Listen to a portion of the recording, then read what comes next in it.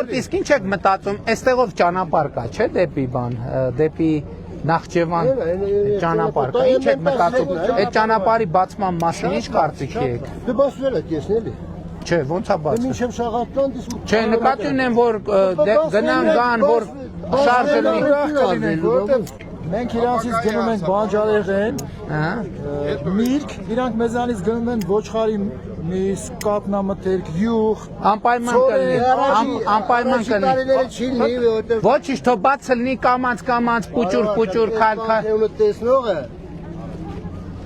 ու ամեն յուղում կա է։ Եղբայր, մի բան ասեմ ձեզ։ Հիմա